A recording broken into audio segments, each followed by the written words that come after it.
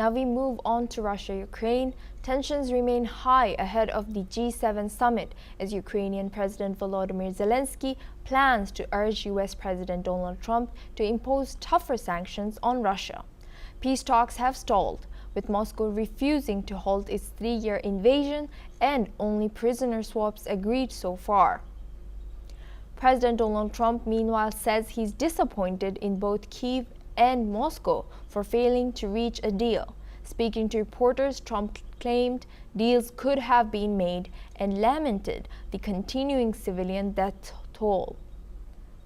Zelensky, however, remains hopeful. At a press conference in Kyiv, he said he plans to speak with Trump directly at the summit, pressing for a new sanctions package still pending White House approval. Let us listen in.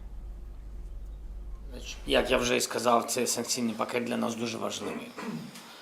Грема, Блюменталь, і ви знаєте, що ми обговорювали деталі, вони до нас приїжджали, вони дуже позитивно ставляться до цього. І ми їм за це дійсно вдячні, але все одно кінцеве рішення, воно у Білому домі, залежить від президентства. Я розраховую, що у нас буде розмова на саміті G7. І дуже розраховую, що якщо до цього не будуть прийняті відповідні рішення, що мені вдасться мати принаймні порозуміння, наскільки ми близькі до цього рішення. Важливо, що йде координація з країнами Європейського Союзу і узгодження позицій, схожих позицій щодо пакетів санкцій. Я вважаю, що це вже крок вперед. Republican Senator Lindsey Graham is also pushing a bipartisan bill calling for a massive 500% tariff on countries that continue buying Russian oil, a move aimed at nations like China and India. On the battlefield, Zelensky says Ukrainian troops are gradually pushing back Russian forces in the Sumy region. Moscow has taken more than 190 square kilometers there in under a month. Let us listen in. Була сьогодні доповідь головкома Сирського. Фронт, передусім Покровський напрямок, Курська операція, прикордоння Сумщини. Наші підрозділи на Сумщині потроху відштовхують окупанта. Дякую.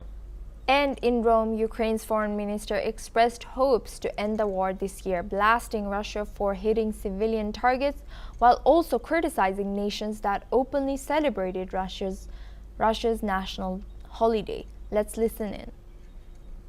Вони б'ють по цивільних, вони б'ють по дітях, по лікарнях. Тому цю війну треба закінчувати, і Україна до цього готова. Ми прагнемо закінчити цю війну цього року, тому так важливий тиск на агресора щодо досягнення перемир'я, яке відкриє дорогу для подальших широких перемовин. Now we move on to North America. A day after Elon Musk walked back his criticism, President Donald Trump struck a warmer tone on Tesla. Speaking at a White House event targeting California's EV rules, Trump praised the electric car maker, saying, quote, "I like Tesla."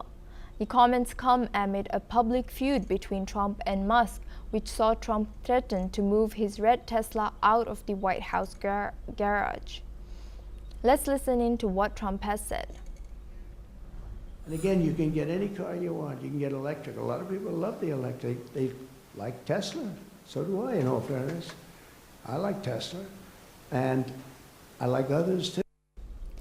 North Korea successfully floated its damaged naval destroyer Kangkon on the second attempt, state media reported Friday. Leader Kim Jong-un presided over the ceremony at the Rajin shipyard.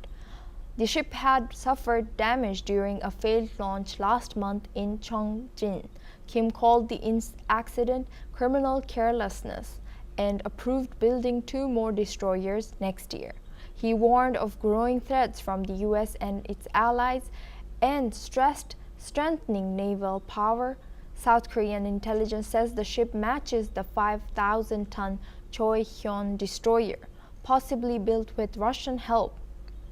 Seoul urges close monitoring of the vessel's condition. The death toll from devastating floods in one of the